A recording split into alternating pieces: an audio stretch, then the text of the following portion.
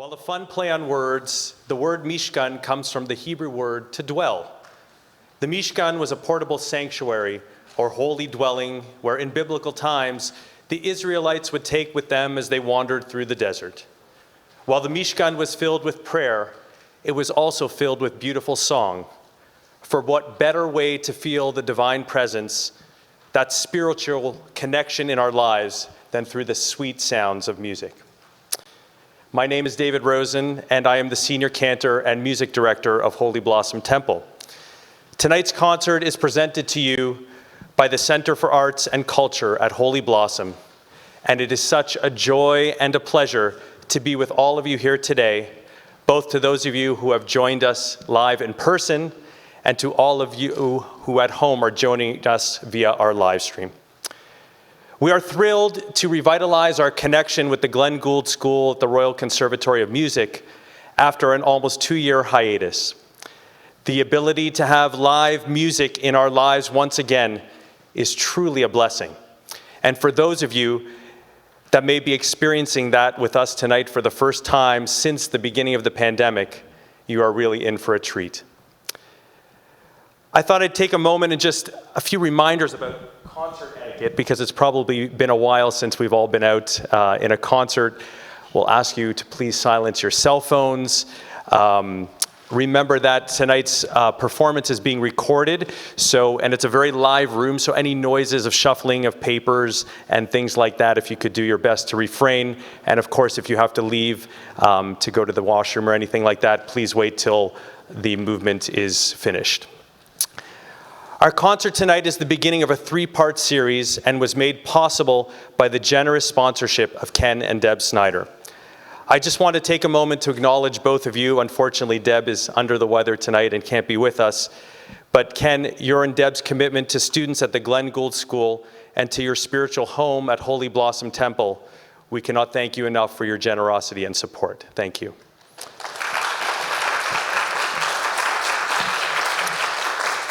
I would now like to invite the director of the Phil and Ellie Taylor Performance Academy for Young Artists and Associate Dean and Director of Chamber Music at the Glenn Gould School, Mr. Barry Schiffman, to introduce tonight's program. Thank you.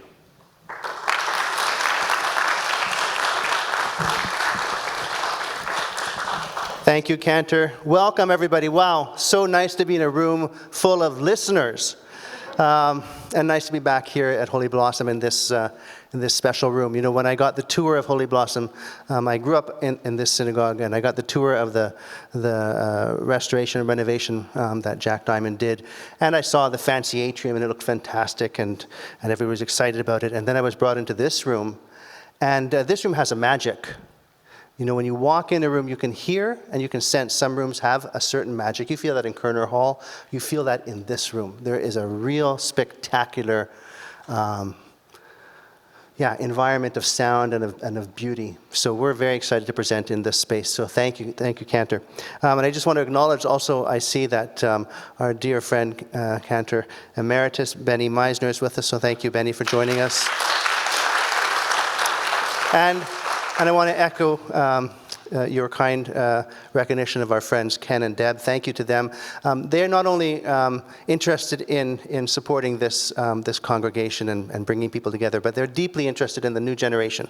And they are involved with us at the Conservatory in supporting our young musicians. So thank you, Ken. Appreciate it. Today's program is one of 3 concerts we're presenting this November. And I'll let the musicians describe the music, but let me just tell you a little bit about who these musicians are. So there are 5 musicians today on the program. 4 of them are current students in the Glenn Gould School. One of them a collaborative pianist that we've brought in, Rachel Kerr. Thank you, Rachel, for joining us. The Glenn Gould School is essentially Canada's answer to what we see in Europe and in the US, which are these very highly specialized college programs for training in classical music. Think of the Curtis Institute, the Juilliard School. We didn't have one in Canada. We now do with the Glenn Gould School. We have 130 of really the finest young classical performers of our time. So yes, they're students in that they're going to get a degree when they leave, but no, they are actually all exceptional, professional performing artists, and we are thrilled to present them here and on other stages. So thank you for being with us. Please come back with us on our journey through November on our other programs on the 15th, on the 22nd, and I'll let the musicians describe the music themselves. Thank you so much.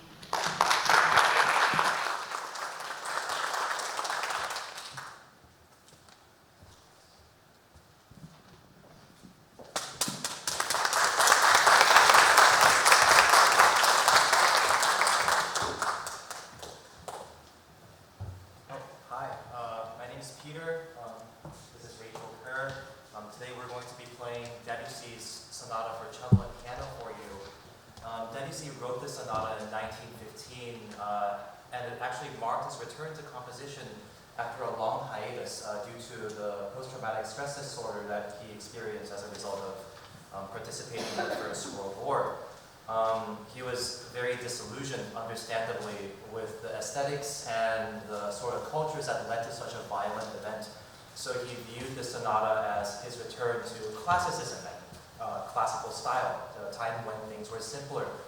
And I like to feel that the sonata itself has this optimism and a sense of triumph, a return to composition, a return to classical music, and it's overall pretty triumphant music.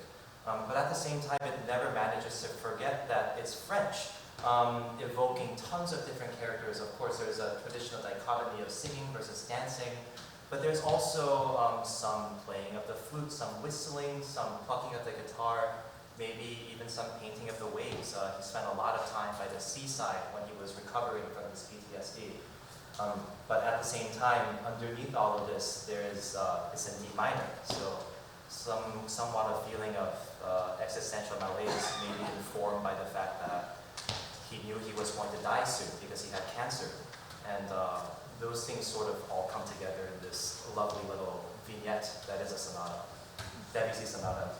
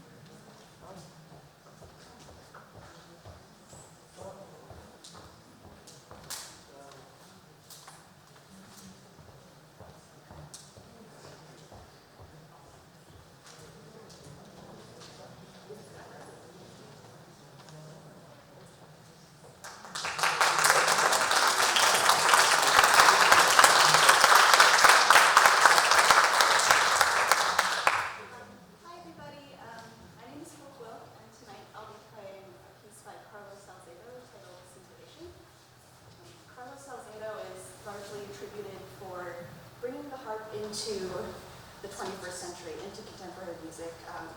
As we all know, the harp is an instrument. It's very beautiful. It's angelic, feminine, and Salcedo kind of said, yes, the harp is all of that, and it's so much more. And he uses a lot of extended techniques that he invented himself. He was a harpist and a composer, and he created the notations so that a next generation of composers could write for the instrument in the music of today. And it's really special to play this piece for you all. I'm going to be playing with my fingernails at some point, and I'm going to be using glissandos, which are typically very seen in a new way that's a lot more melodic and dance-like.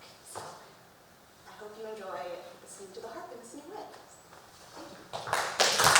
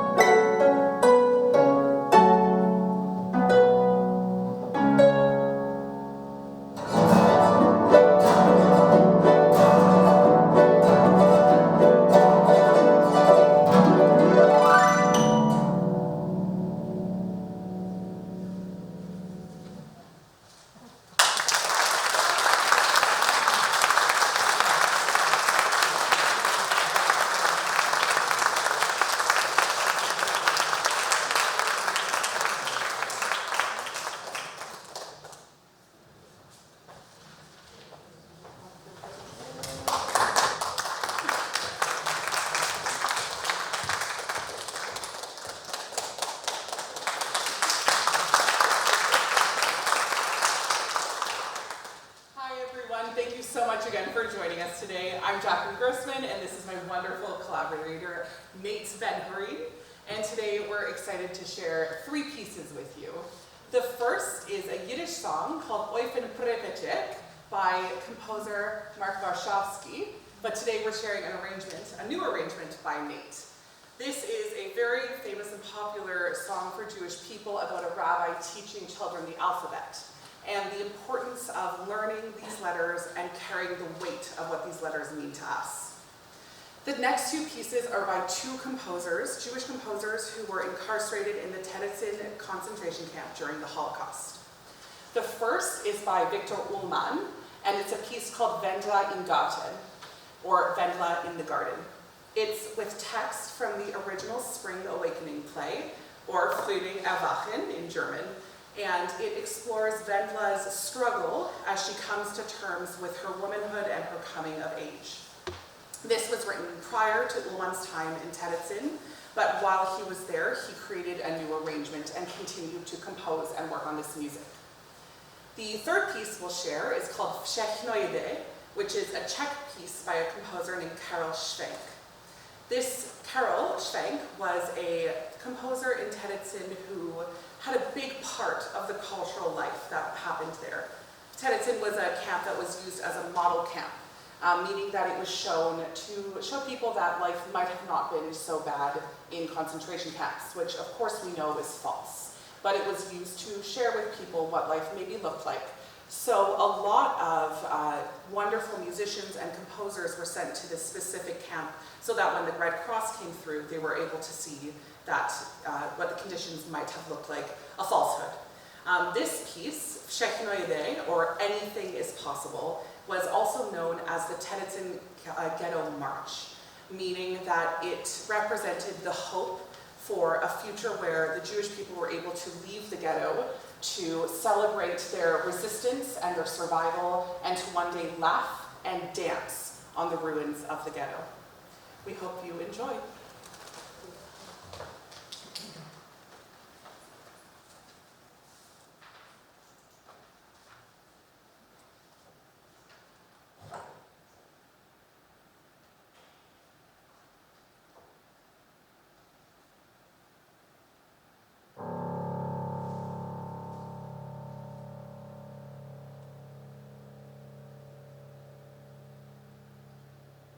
Oifen Prevechek brennt auf Feuerrohr und im Stub ist Chies und der Rüben lernt kleine Kinderlech, dem Aleph Beis. Und der Rüben lernt kleine Kinderlech, dem Aleph Beis. Selbsche Kinderlech, gedenkche Zeile, wo sie lernt do. Solche noch amol und Tage noch amol, kommet's Aleph O. Solche noch amol und Tage noch amol, kommet's Aleph O.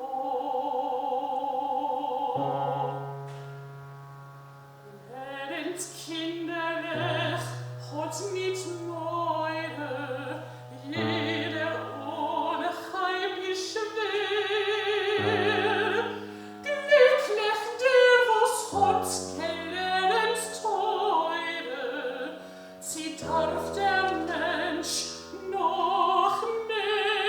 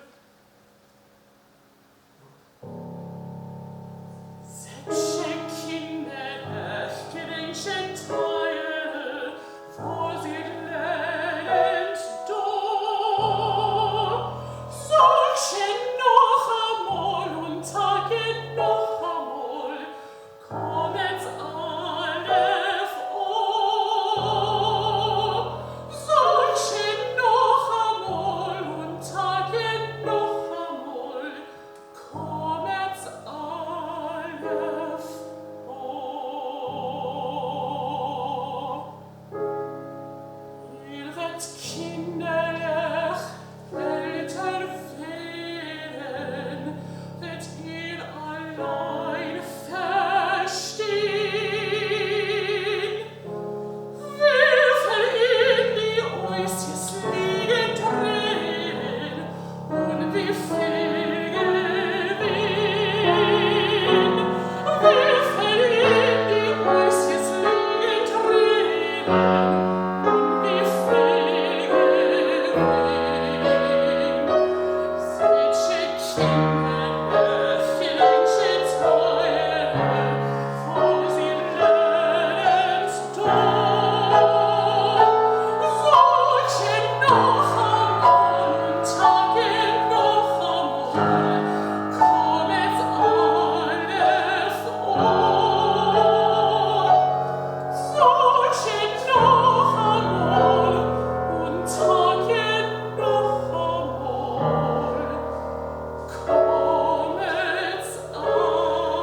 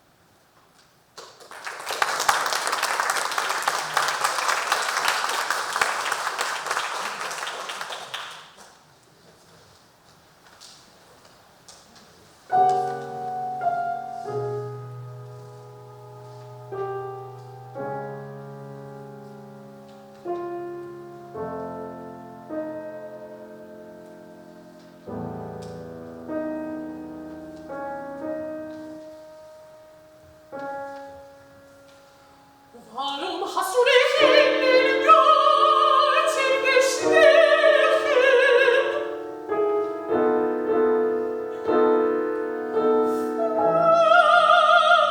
Veilchen suchen.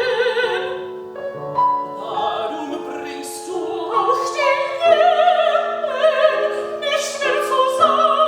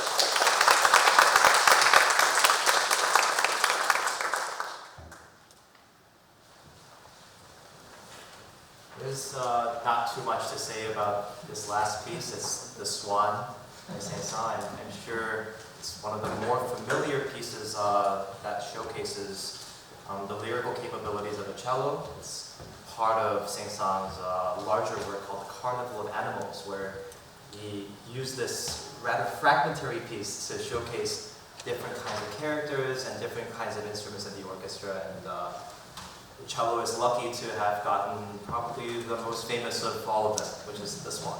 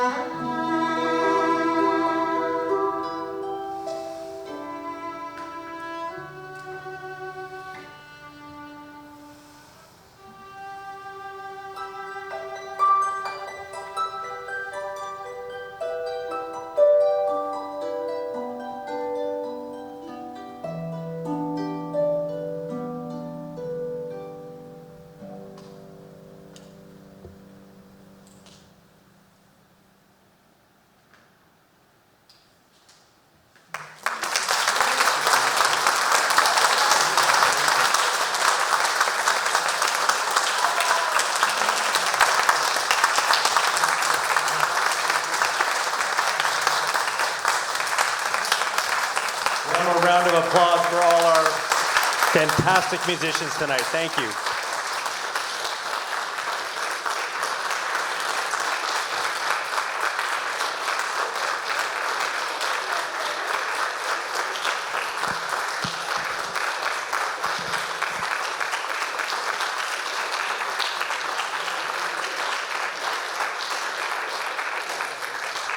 Thank you to each of you for bringing such joy and beautiful music into all of our lives tonight. Thank you.